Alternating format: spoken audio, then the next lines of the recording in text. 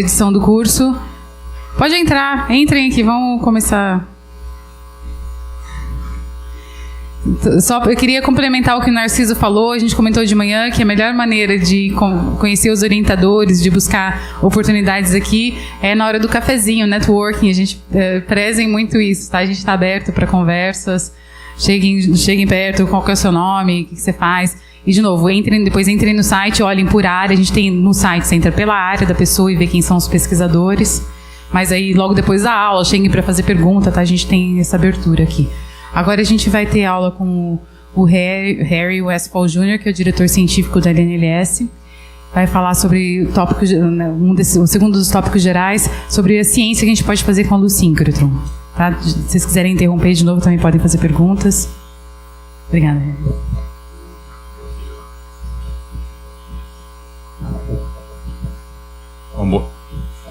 Bom dia a todos. É um prazer ver todos vocês aqui e fazer parte dessa escola. Queria agradecer a todos os pesquisadores que se envolveram. Foi um baita trabalho para botar isso tudo junto. Em particular, queria agradecer ao Narciso por coordenar todos esses esforços. Eu acho que vai ser a primeira de muitas escolas que a gente vai fazer aqui.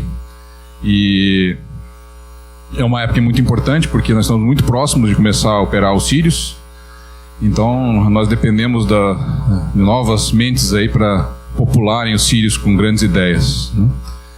O Zé Roque já deve ter falado para vocês isso, mas uma das grandes motivações nossas de deixar essa instrumentação para as próximas gerações de cientistas aí é porque nós temos convicção que dessas novas gerações vai sair um prêmio Nobel aí com os Sirius. Então, quem sabe não um de vocês aqui.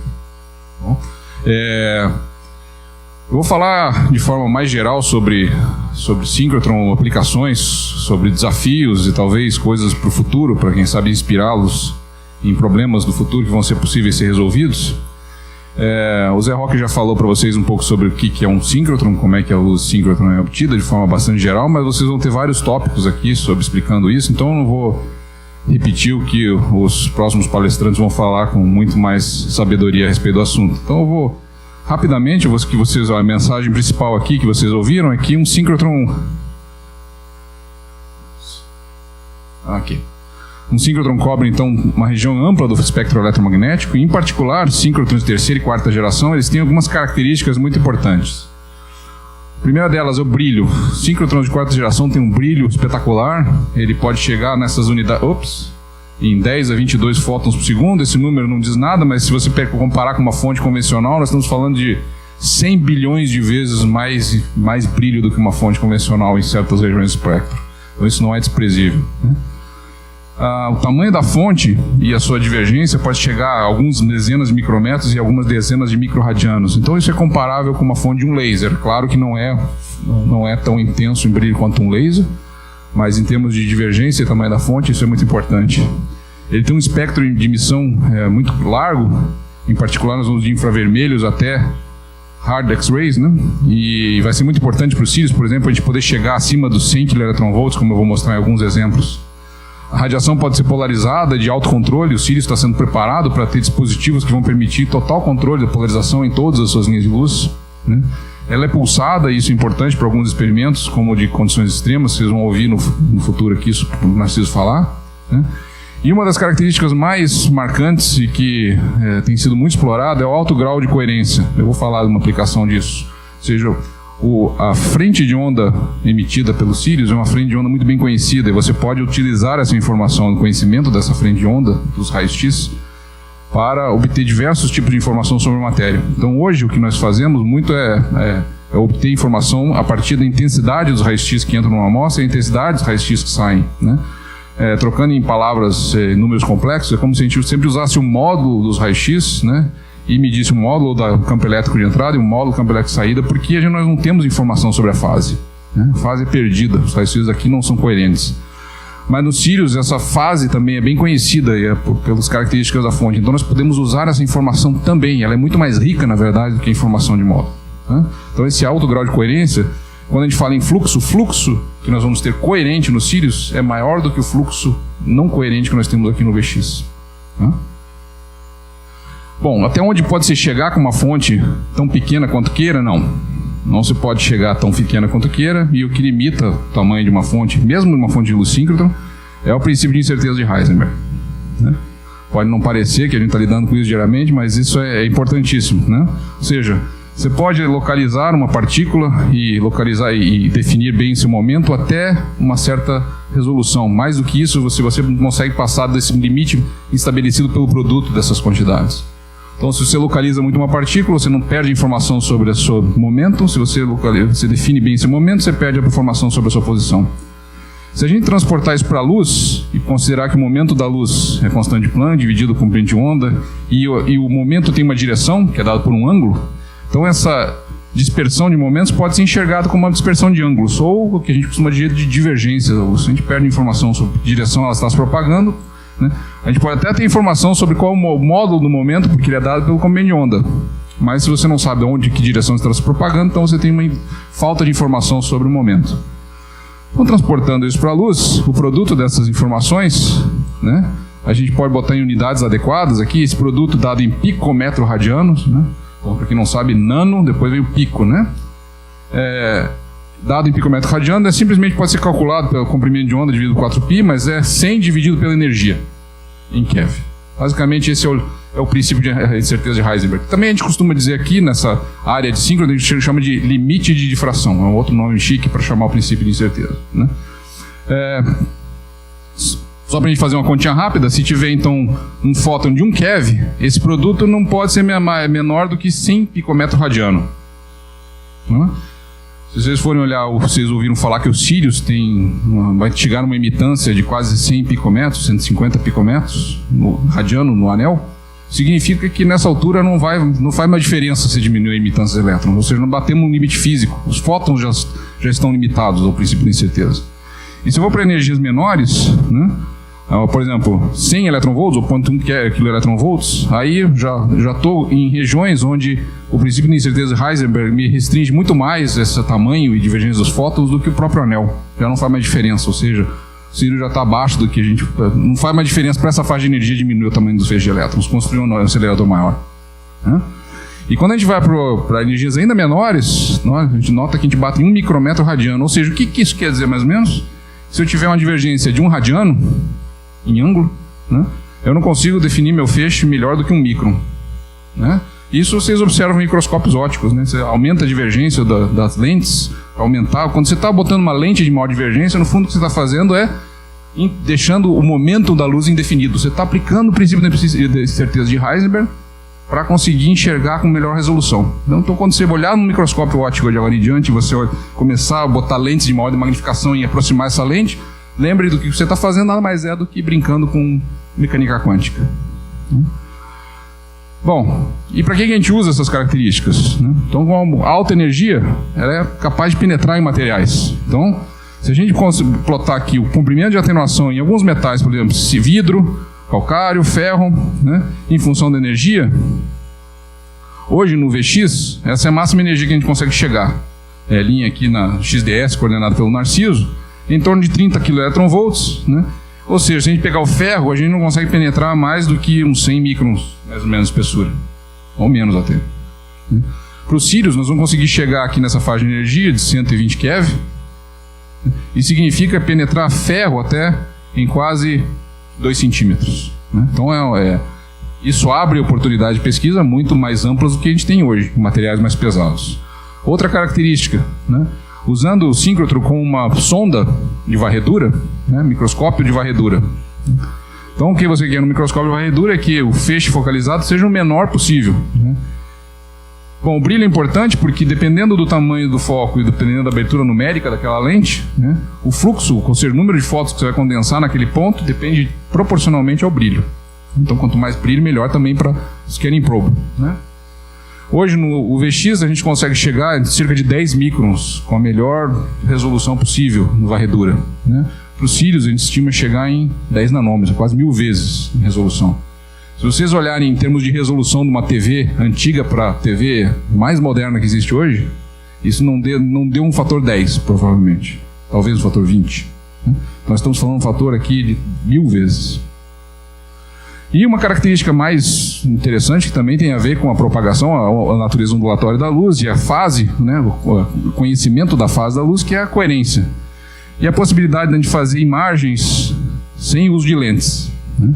Para isso, a gente precisa usar uma radiação que a gente conheça a frente de onda, a fase da onda. Então, qualquer lâmpada, qualquer fonte de radiação, ela emite radiação com várias frentes de onda, aqui representadas em várias direções, em vários comprimentos de onda, mas se eu filtrar em comprimento de onda e em frente de onda, através de um pinhole aqui, não dá nem para enxergar, né? Então eu tenho uma frente coerente onde eu conheço bem a informação sobre a frente de onda. Bom, se eu tenho uma fonte que ela é ampla, larga e emite em todas as direções, né, comparado com uma fonte pequena e de alta e de baixa divergência, obviamente, essa fonte aqui, quando eu botar um pinhole, vai sobrar muito mais fótons do que essa aqui. Em ambas eu posso extrair a fração coerente, mas o que vai sobrar dessa aqui é muito mais do que dessa aqui, né? Isso, então, novamente, traz a noção de brilho, né? O fluxo que eu consigo condensar numa certa área, numa certa divergência. E, novamente, esse fluxo é proporcional ao brilho e ao comprimento de onda. Então, quando eu vou para raio-x, o comprimento de onda vai ficando cada vez menor. Mais uma vez, é importante manter um brilho alto nesses comprimentos de onda, porque cai muito rápido o fluxo coerente. Bom, passando para a interação da radiação com a matéria, então, então isso tudo foi para vocês entenderem que com uma fonte de radiação de alto brilho, eu tenho capacidade de explorar a matéria com muito mais resolução, muito mais poder de penetração e muito mais capacidade de informação, como a fase, por exemplo, da onda. E como é que eu uso isso? Através da interação da radiação à matéria. Então, são várias as formas que a radiação interage com a matéria. Ela pode ser absorvida pela matéria, então a famosa foto do dedo da Bertha Röttger. Ou ele pode arrancar elétrons através do famoso efeito fotoelétrico, que deu o prêmio Nobel ao Einstein. Ou através também do prêmio Nobel que deu a Compton, o espalhamento inelástico, onde o fóton perde uma parte da sua energia e transfere para os elétrons. Ou mesmo o espalhamento Thomson, também, todos eles relacionados a algum tipo de prêmio Nobel. Então, a radiação interage com a matéria de formas muito distintas. Então, isso te dá uma versatilidade enorme na hora de explorar a matéria com radiação. Em particular, dependendo da faixa de energia que você escolhe, a radiação interage com a matéria de formas completamente diferentes. Então, você pode observar diferentes aspectos da matéria. E energias baixas, bem baixas. Então, a radiação excita rotações e torções moleculares. Em infravermelho, ela excita vibrações moleculares. Então, uma ligação química que tem uma certa força e os átomos com uma certa massa, eles têm uma certa frequência de ressonância, como um conjunto de massa-mola. Se você joga a radiação, então, agora em infravermelho, com uma frequência bem característica daquela ligação química, você consegue ressoar aquela ligação química e usar aquilo como uma assinatura da ligação. A luz visível, ela consegue, então, entre níveis eletrônicos, promover excitações entre diferentes níveis eletrônicos, até um ponto em que a ultravioleta e os raios-x conseguem arrancar elétrons, editar radiação ionizante. E daqui, então, você consegue, além de penetrar nos materiais, observar diferentes tipos de excitações, diferentes formas e diferentes informações sobre os materiais. O que a gente faz com tudo isso? Bom, ocorre que a maior parte dos materiais mais interessantes, eles são heterogêneos e o seu comportamento depende de uma organização em múltiplas escalas de comprimento. Para isso você precisa, então, de ferramentas que te permitam entender o porquê e como essas múltiplas escalas se coordenam para dar aquele comportamento material. Eu vou mostrar alguns exemplos fascinantes sobre isso, né? E em vários desses exemplos, não é que a gente não use esses materiais, né? Biomateriais ou mesmo madeira, né? Madeira é uma das coisas mais usadas no mundo, né, como material. No entanto, da onde vêm as suas características, a gente não consegue reproduzir certas características na madeira, ainda como material, pela intrincada competição entre essas diferentes escalas de comprimento. Então, tem muitos fenômenos que a gente sabe como eles acontecem, mas a gente não sabe por que acontece. E para saber o porquê acontece, nós precisamos de ferramentas que permitam enxergar em várias escalas de comprimento, né? E o Sirius, então, se vocês quiserem sair daqui guardando alguma mensagem a respeito do que é o Sirius, se alguma pessoa perguntar para vocês, então é um sistema, é um equipamento, ou um conjunto de equipamentos que te permite fazer imagens tridimensionais em várias escalas, chegando até escalas nanométricas, e com diferentes formas de contrastes, utilizando a interação da radiação com a matéria. Então, diferentes tipos de contrastes, né? E aí, alguns exemplos que a gente vê na literatura, o Zé mostrou de manhã, eu vou falar de novo sobre isso, né? Até observar a dinâmica de carga de um cátodo numa bateria, ou a fluência do óleo numa rocha, ou tomografia de uma célula de forma não destrutiva, ou mesmo utilizando o espalhamento da luz, difração da luz como contraste, ver a orientação de grãos em um metal, ou mesmo ver conectividade de neurônios dentro de um nervo, né? Ou até mesmo, o exemplo que vocês vão ouvir a Ana falar depois mais tarde, estrutura 3D de macromoléculas ou complexos de macromoléculas super complexos, super difíceis, mas que rendem hoje grande parte do que a gente conhece a respeito da bioquímica e de fármacos e de como sintetizar novos medicamentos a partir da estrutura tridimensional desses elementos. E aqui o exemplo que eu estou dando é o Prêmio Nobel de 2009, que vocês já ouviram falar, que é a estrutura do ribossomo. Tá? Bom, para isso, então, o Sirius vai ter um conjunto de equipamentos, alguns deles complementares, aos que vocês vão observar aqui e que vão utilizar, alguns deles até já uma versão simplificada do que vocês vão ter lá, né? Mas em estações experimentais ao redor desse acelerador, né?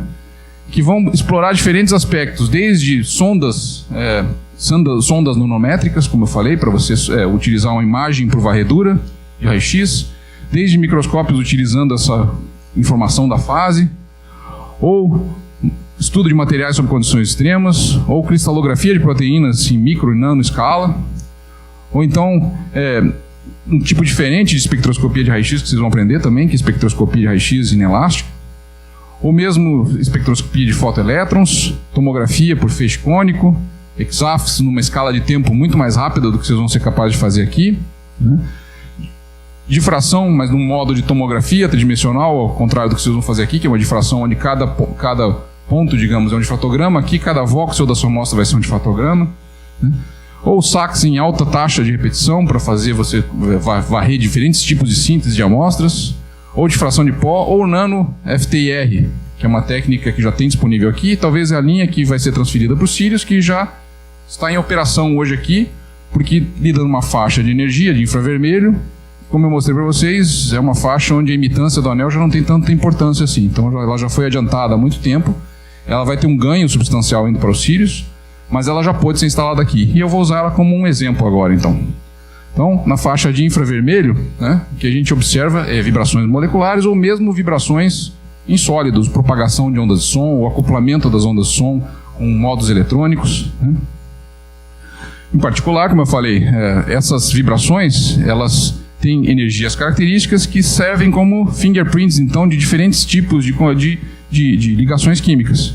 Então é possível você mapear todo um material, né, e identificar que tipos de ligações e, portanto, identificar que moléculas tem a partir do espectro de absorção de infravermelho.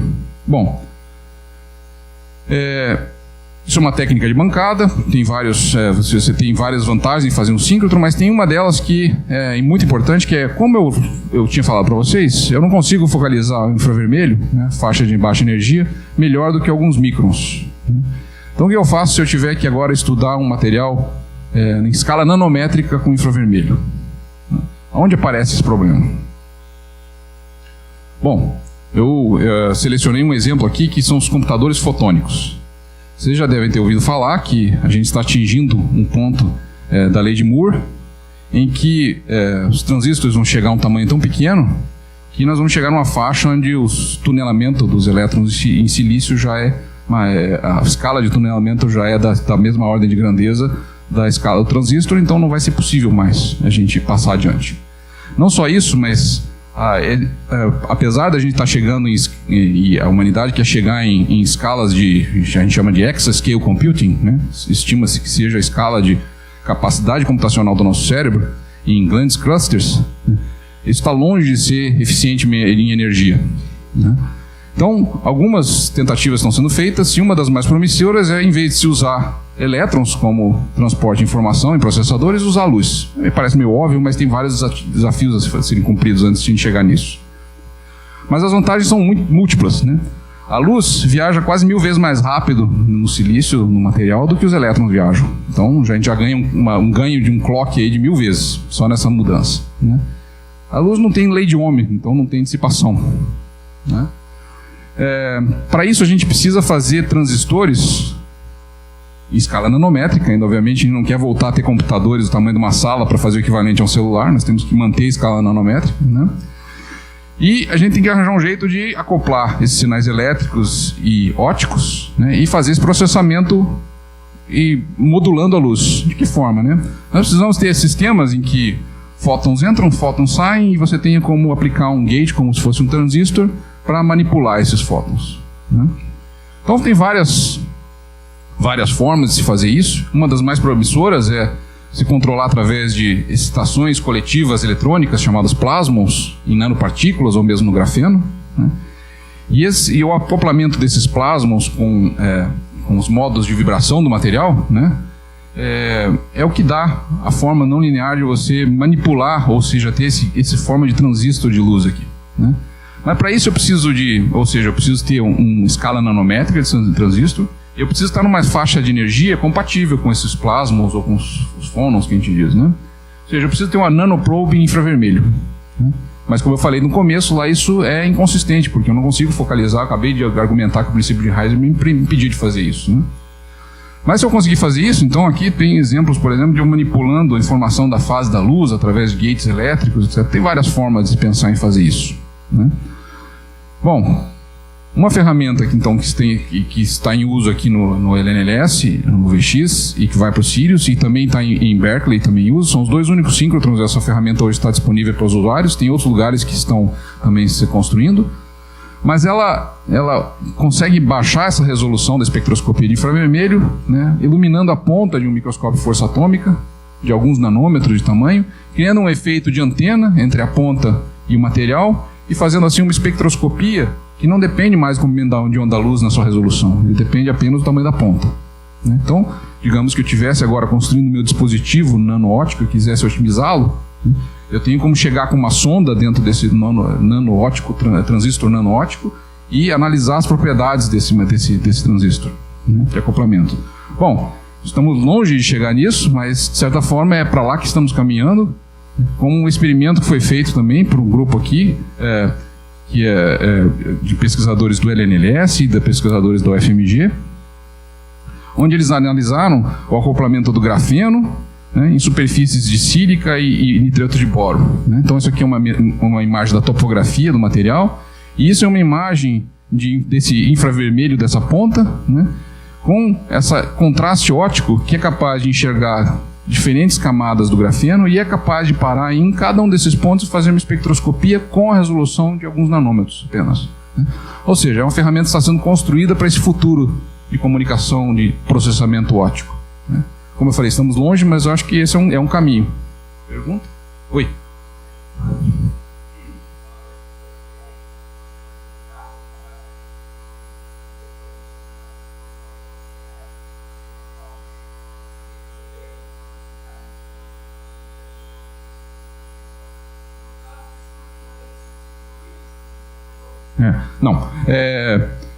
Na verdade, o que ele faz é, a partir daqui, essa radiação que é espalhada, né? Na verdade, a interferência da radiação de campo dessa antena com da radiação que a gente disse espalhada pela antena, elas são alimentadas no interferômetro também, tá? Então, a única forma que o resto do experimento é convencional, é o mesmo interferômetro que você falou. É só a interação, o ponto de interação que você tem que reduzir, de fato. Mas ele não substitui a existência do interferômetro. Uma ótima pergunta. Muito bem, então um exemplo aí onde vai ser importantíssimo o Sirius, e esse é um exemplo que inclusive vocês já vai ser possível vocês observarem aqui no VX funcionando, tá? Partindo para raios X, né? Então para radiação ionizante, né, e seus modos de interação. Então, quando o raio-x incide sobre o material, tem vários fenômenos que acontecem simultaneamente, com diferentes probabilidades quânticas de acontecer, né? Então o fóton pode ser transmitido, ele pode ser simplesmente espalhado, ele pode ser espalhado, mas com uma variação de energia, e ele pode ser absorvido, né? E nessa absorção depois ele devolver essa energia na forma de fluorescência ou na forma de elétrons, ou pode simplesmente jogar um elétron para fora do material, né? Então você já tem uma variedade enorme, todos os fenômenos acontecendo ao mesmo tempo, né? Mas se a gente é capaz de selecionar cada um deles, por exemplo, na hora de fazer a difração, observar o espalhamento, na hora de fazer espectroscopia, observar essa fluorescência, né? Na hora de fazer uma imagem, observar quanto que é transmitido. Na hora de fazer espectroscopia, observar o espalhamento inelástico. Então, há uma variedade muito grande de formas de se observar a matéria e cada um vai dar um espectro diferente. Então, indo para o aspecto de absorção e espalhamento, Bom, você já deve ter visto a famosa foto lá do dedo, da descoberta do raio-x, do Röntgen, né? Então isso em 1895, foi quando essa imagem foi feita, e quase mais de 50 anos depois, né, foi que se percebeu então que, poxa, a gente pode usar isso com um microscópio, né, usar raio-x na forma de um microscópio, principalmente pelo seu comprimento de onda ser muito menor e seu poder de penetração, né? Parecia meio óbvio na época, mas demorou muito tempo até que se usasse isso com um microscópio óptico, com um microscópio eletrônico, usar os raio-x. Por quê? A instrumentação de raio-x não é tão simples assim, né? Vocês vão ver que tem coisas complexas, tem monocromadores, tem lentes. A lente de raio-x é uma coisa difícil, curvar raio-x é uma coisa difícil. Mas depois de muito tempo, foi possível então fazer microscópios de raio-x, e agora eu vou mostrar alguns exemplos do que são esses microscópios de raio-x, né? Primeiramente, por que isso é vantajoso em relação a microscópios eletrônicos, né? Como pode falar, por que eu não vou usar um microscópio eletrônico? O comprimento dos elétrons é muito menor, né? Uma das principais vantagens é o poder de penetração. Elétrons não penetram tão bem em materiais, né? E principalmente quando eles penetram, eles causam um dano maior do que o raio-x, dependendo do tamanho da amostra. Então isso aqui é só para mostrar, por exemplo, no caso de uma amostra biológica, o quanto que é a dose, né? Como você vai fazer uma radiografia ou você vai fazer uma tomografia, o médico tem que calcular a dose que você absorve durante aquela tomografia, né? E isso não pode passar de um certo valor. Bom, isso aqui, o valor que você faz da tomografia é bilhões de vezes menor do que esse valor aqui, né? Mas a gente chegando, por exemplo, qual é o limite que material biológico aguenta fazer uma imagem de raio-x sem que ele seja destruído? Obviamente não é isso que a gente faz quando faz tomografia. Não saiam daqui com medo de fazer tomografia. Nós falamos normalmente em doses na faixa de milligray. Aqui nós estamos falando de 10 a 10 gray, né? Mas a pergunta é qual a melhor imagem que eu consigo fazer antes de destruir o material com raio-x, né? A gente chega a um nível de chegar realmente a aquecer, queimar o material, fritar o material com raio-x, dependendo da resolução que você quer chegar, né? Bom, quando eu faço com elétrons, né, uma amostra de poucos microns já passa de uma faixa em que raio-x é praticamente constante o dano que ele causa no material. Então, se eu quiser observar um material com alguns microns de espessura na resolução de alguns nanômetros, raio-x já se tornam melhores do que elétrons para materiais biológicos. E quando eu falo de materiais mais pesados, aí não tem competição, porque obviamente eu consigo, como eu mostrei antes, penetrar em materiais e enxergar através da matéria com raio-x, né? Então, a visão dentro da matéria com raio-x, que é uma das maiores invenções da humanidade. E com essa penetração, eu sou capaz, então, também uma grande invenção da humanidade, que é fazendo várias radiografias em várias direções, né, eu consigo recuperar a imagem tridimensional do material, ou seja, realmente consigo enxergar e digitalmente cortar esse material em qualquer direção e fazer a chamada tomografia de raio-x, né? Isso só é possível porque o raio-x penetra na matéria, né? Numa tomografia convencional, os tons de cinza e preto aqui estão relacionados à absorção do material, né? Dependendo se ele absorve mais ou menos, ele faz mais sombra ou menos sombra, e esse é o elemento de contraste da imagem, né? Quando a gente vê essas cores aqui, na verdade, isso é uma segmentação, a gente atribui cores a diferentes tons de cinza, mas o que você obtém, no fundo, é um tom de cinza relacionado à absorção. Mas você pode ir além disso, eu não preciso usar só a absorção, mas eu posso usar a absorção em diferentes circunstâncias, né? E usar isso como contraste de material que me dá muito mais riqueza, né? Por que não se faz isso em medicina? Bom, quem sabe um dia vai se fazer. Hoje ainda não se faz, mas no síncrotron você pode fazer. O fluxo é muito maior, os materiais, obviamente, você usa, não tem problemas de dano de radiação como um ser humano, né? Tem alguns, mas a gente não vai matar ninguém fazendo uma amostra de rocha fazendo essa tomografia, né? Mas é possível, então, você estender esse tipo de problema. E um grande problema, todo mundo conhece, é como fazer melhores baterias, né? Então, embora os dispositivos todos melhoraram, né, a gente conseguiu miniaturizar quase tudo, mas você carrega um computador que é praticamente só uma bateria, né? E em alguns casos elas chegam a explodir, como também foram eventos que vocês sabem muito bem que aconteceram aí no passado, né? Como chegar em baterias melhores, né? Baterias são materiais sintéticos criados com várias escalas também de comprimento, né? Então, na verdade, são separações de catodos e anodos com eletrólitos, separadores que transportam íons, em caso aqui íons de lítio, são pequenos, e eles é que transportam a carga de um lado para o outro através de um processo eletroquímico que faz a corrente elétrica fluir e descarrega a bateria, e com isso você consegue obter a energia necessária para rodar o seu equipamento, né? Então, numa escala macroscópica, você observa esses anodos e catodos, separadores. Numa escala microscópica, você observa que eles são formados de grãos. E numa escala nanométrica, né? Esses grãos, eles têm que ser, por exemplo, o lítio que sai do cátodo, de um lado para o outro, ele tem que carregar ou descarregar, ou seja, o lítio tem que entrar na estrutura cristalina de um pequeno grão cristalino, né? Veja, não é um elétron simplesmente que está carregando ou descarregando, é um íon inteiro que tem que entrar numa estrutura, né? Fazendo isso, ele rompe essa estrutura, ele causa fissuras e causa muito dos fenômenos que depois você observa na macroescala, né? Para ele se incorporar, ele tem que ocupar certas vacâncias, né, na escala atômica, e isso é a base do fenômeno de carga e descarga de uma bateria. Bom, como é que se estuda esse tipo de coisa? Isso aqui é um grão, né, de um cátodo de uma bateria de lítio, né?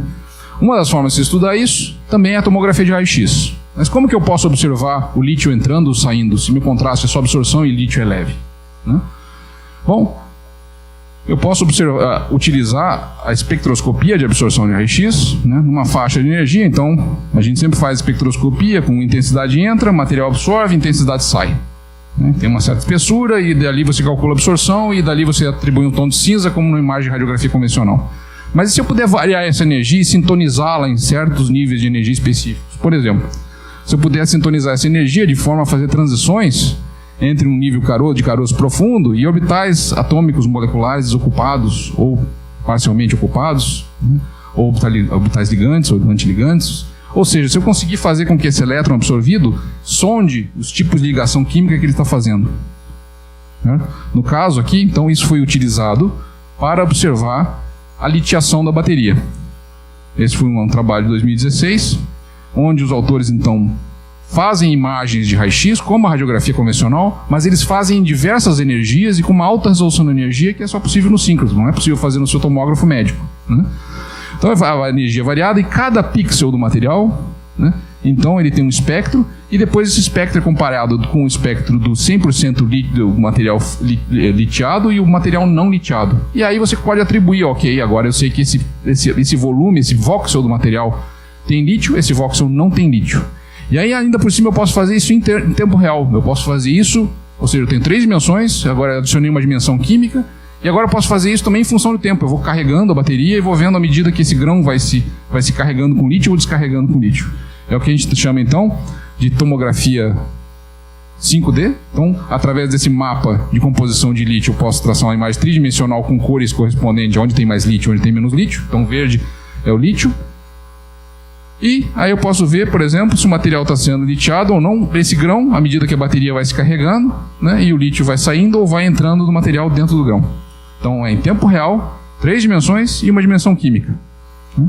Ou seja, as coisas vão ficando mais complexas, mas a quantidade de informação também vai crescendo a respeito de como funciona esse material.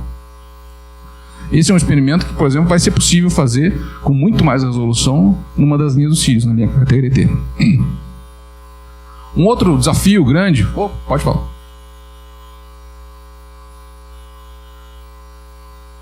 Do ferro, exato. Foi medido na borda de absorção do ferro e na borda K de absorção do ferro. Esse mesmo experimento foi feito também com uma resolução quase 10 vezes melhor, utilizando a borda L do ferro, em Berkeley, né?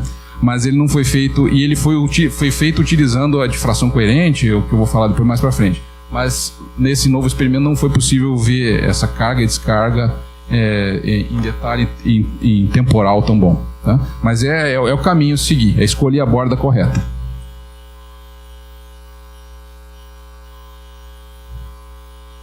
Olha, a KTRT, a gente estima uma resolução espacial de 10 nanômetros.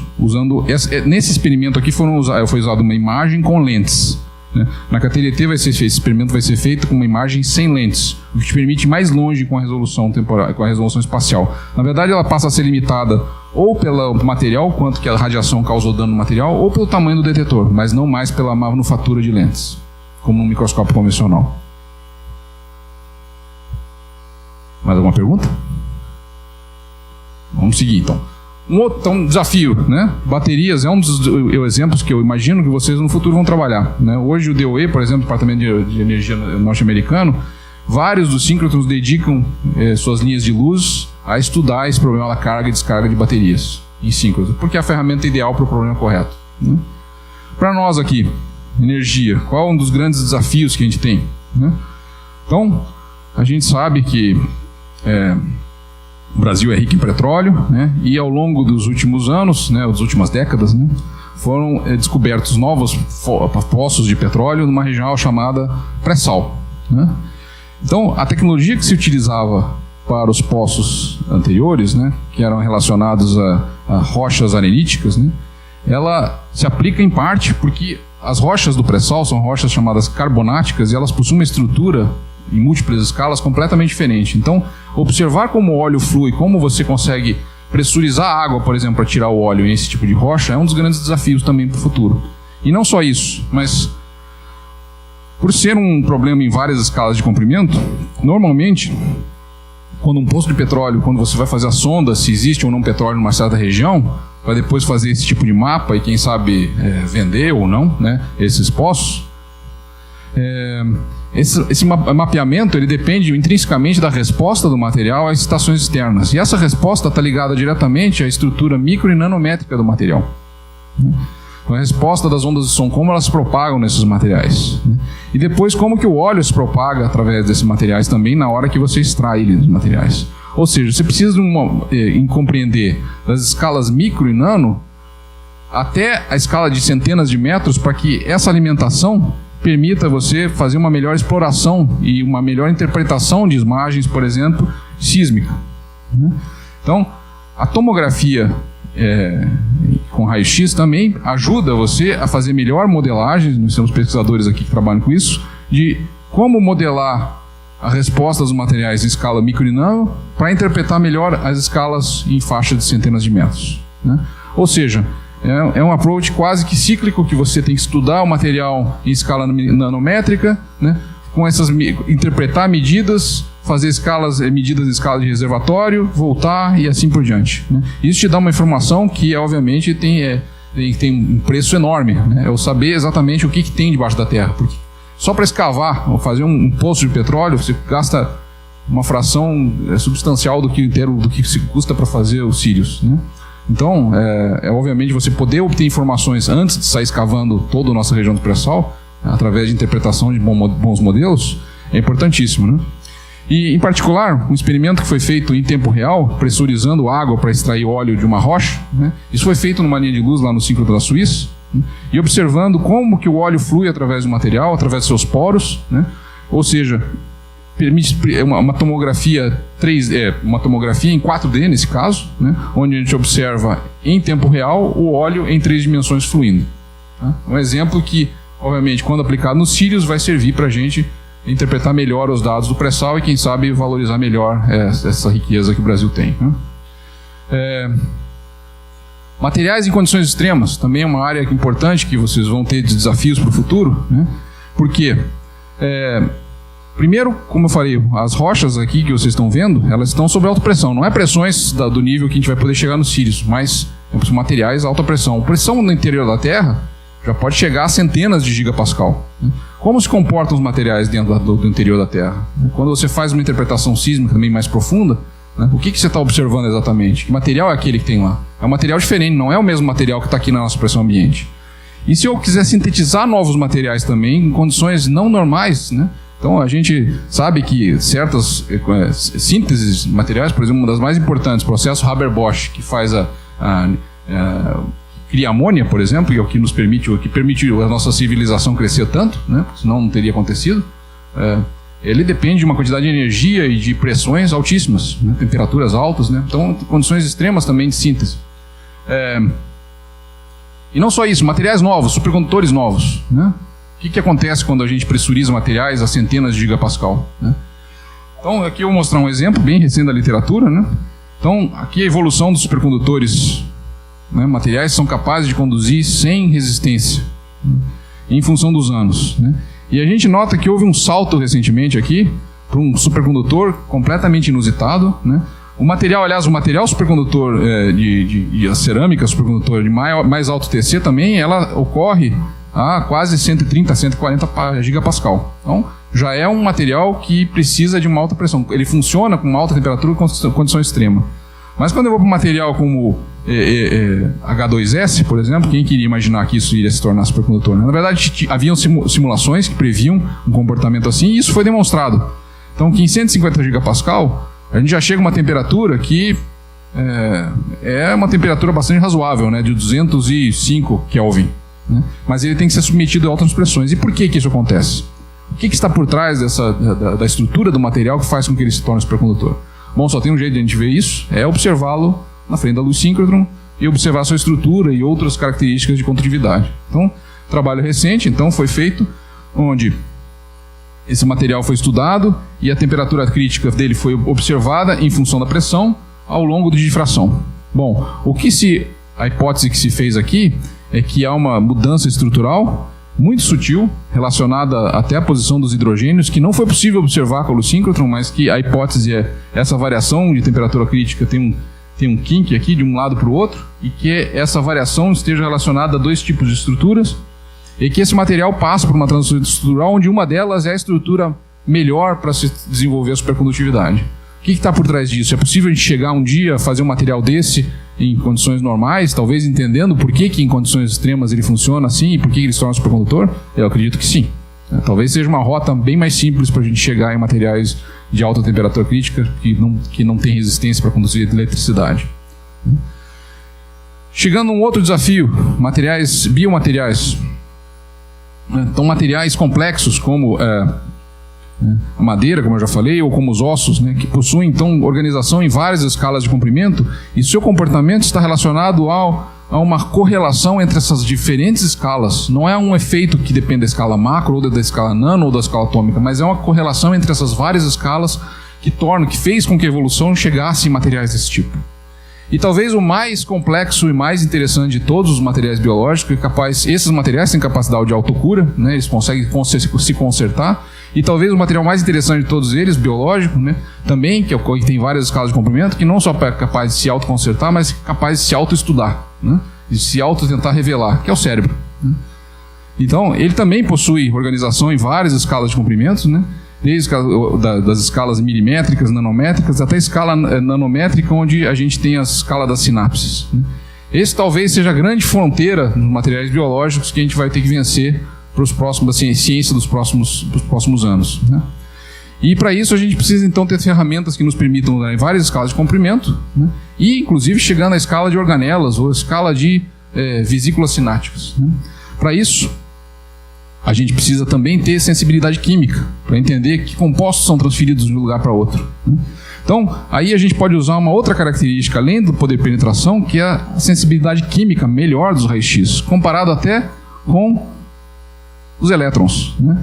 Então, se a gente olhar agora, quando a gente excita um material, como eu falei lá na frente, né? Quando você excita com raio-x, ele pode florescer, e essa fluorescência ocorre em energias específicas. Essas energias, assim como a energia de vibração, no caso do infravermelho, também são fingerprints do tipo de elemento químico que tem no material e como que ele está ligado em outros elementos químicos. Bom, essa sensibilidade aqui, a gente tem que estar olhando em escala logarítmica, do sinal para o background. Nos elétrons, essa é uma escala linear. Então, obviamente os elétrons têm mais resolução espacial, mas olhando do ponto de vista de fluorescência, a nossa sensibilidade a concentrações pequenas de elementos químicos é muito melhor com raio-x. Isso foi usado, então, pode ser usado para fazer sondas de varredura. Né? Essas sondas de varredura foram utilizadas aqui no NNLS para estudar o que a gente chama de organoides. Né? Então, não é ainda um cérebro humano, né? Esse foi um experimento feito aqui, mas é um organoide feito a partir de células-tronco, células pluripotentes, né? Onde o objetivo era justamente observar a dependência da concentração de certos elementos, de certos metais, no desenvolvimento desse organoide. Né? Até desenvolvimento de certas patologias, como que está relacionada a concentração de um ou outro elemento químico e até no efeito de medicamentos. Né? Então é uma fronteira, é um início, né?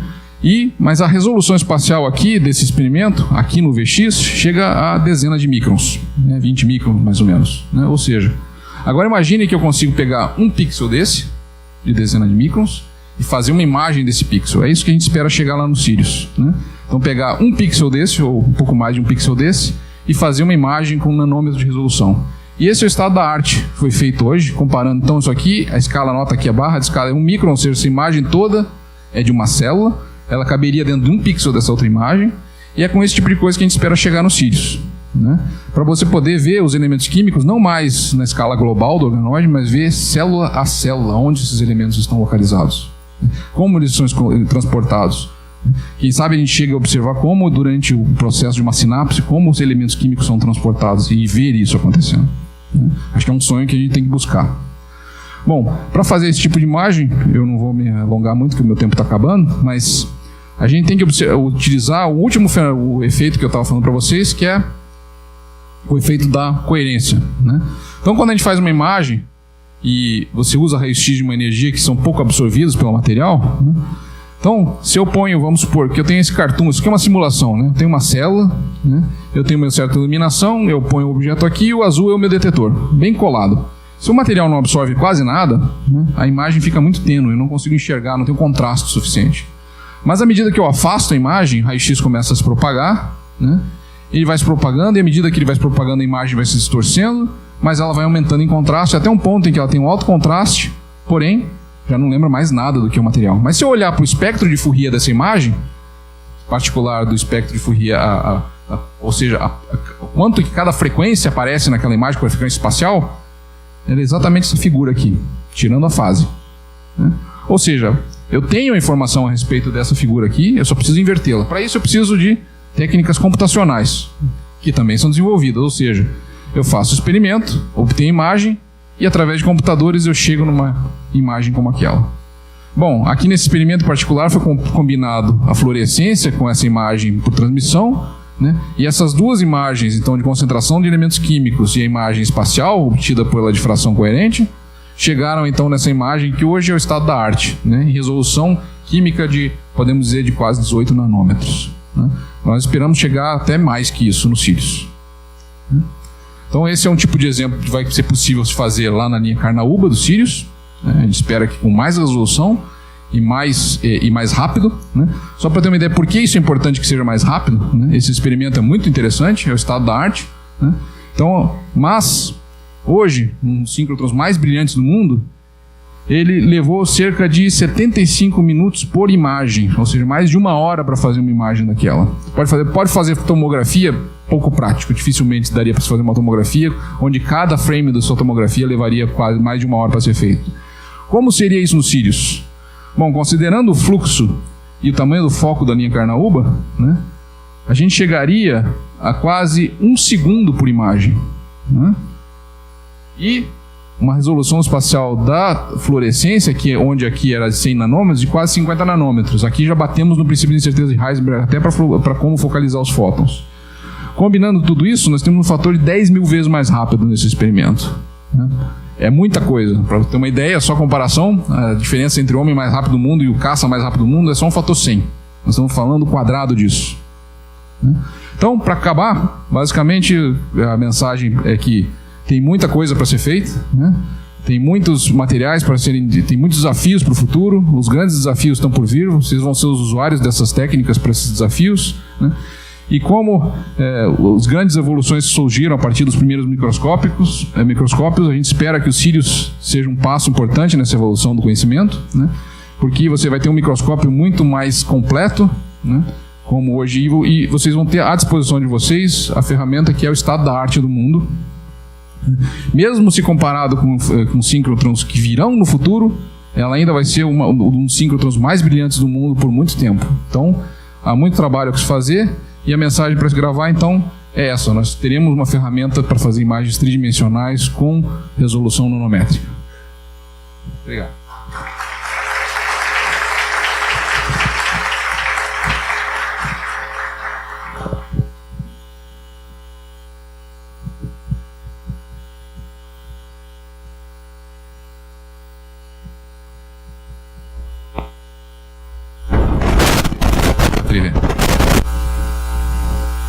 Todas as linhas elas têm nomes de árvores ou animais brasileiros.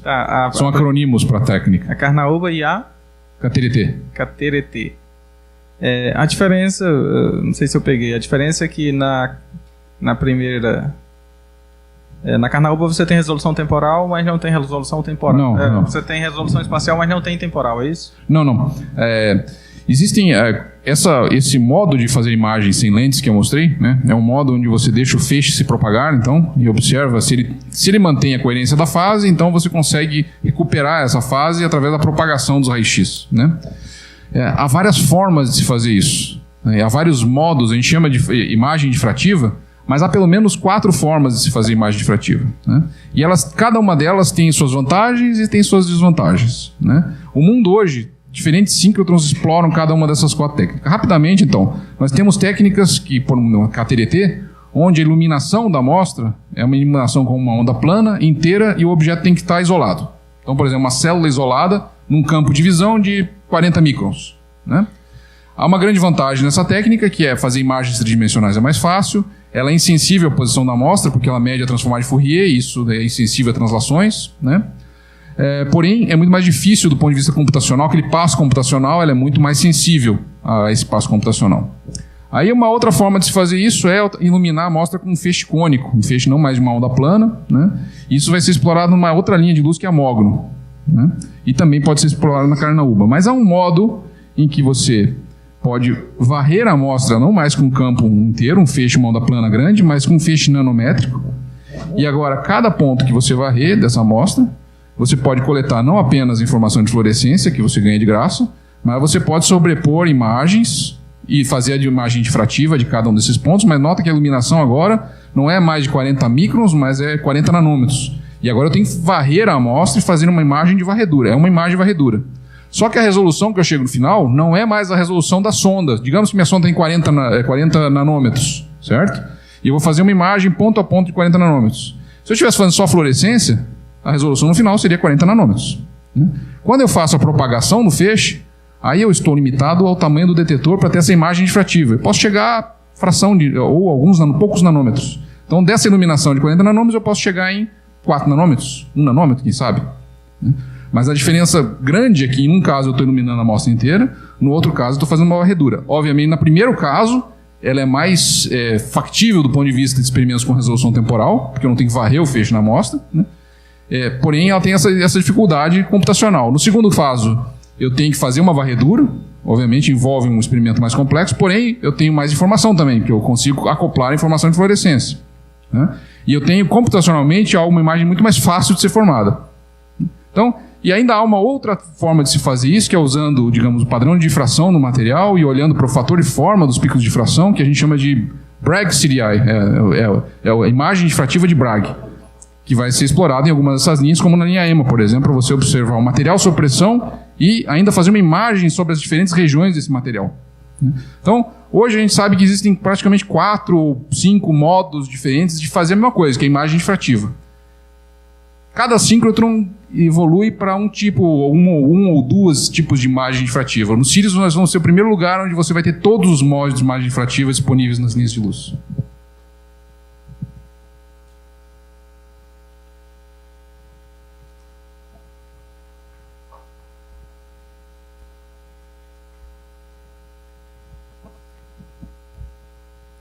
Foi mencionado na sua palestra e na palestra anterior que a ordem de funcionamento do Sirius será aproximadamente de 3 gigaelectronvolts, né? Sabendo, então, que a interação com a matéria ela ocorre em diferentes níveis de energia, como é que vai ser feito a diferenciação da interação com a matéria em altos níveis de energia, uma vez que para altos níveis ocorre mais aniquilação de pares do que efeito fotoelétrico e efeito Compton? Vai ter uma dificuldade para saber em qual janela de energia operar, pelo fato do Sirius ser um anel de maior energia do que o anel atual? Tá. Quando a gente fala em 3 gigaelectronvolts, o que a gente está se referindo à energia dos elétrons, né? Você não vai usar nos experimentos fótons de 3 gigaelectronvolts, tá? Mas de qualquer forma isso é pertinente, porque com elétrons de 3 gigaelectronvolts, de fato você pode obter, na verdade, linhas de luz com elétrons de 3 gigaelectronvolts, você pode de fato obter fótons até centenas de MeVs. E aí entrar numa faixa onde a aniquilação de pares é mais importante, etc. Então, é possível fazer fontes de altíssima energia. É de outra forma, não é da forma como a gente tem hoje instalado. Mas essa é algo que não será explorado no início, mas quem sabe no futuro, né? O que você faz para obter fótons dessa ordem, né, da mesma ordem de energia que os elétrons, que é o que lhe preocupa, né? Você precisa incidir um feixe de laser contra os elétrons. Na verdade, para frear os elétrons, na verdade, você usa um efeito Compton reverso, que a gente diz, né?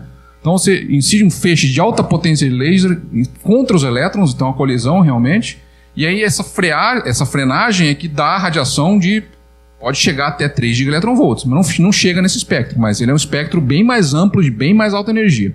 E aí você começa a ter outros fenômenos nucleares e outras faixas e uma fonte de alto brilho. É possível que, quem sabe, um dia o Sirius venha a explorar isso. Alguns síncrotrons começaram a explorar isso, né?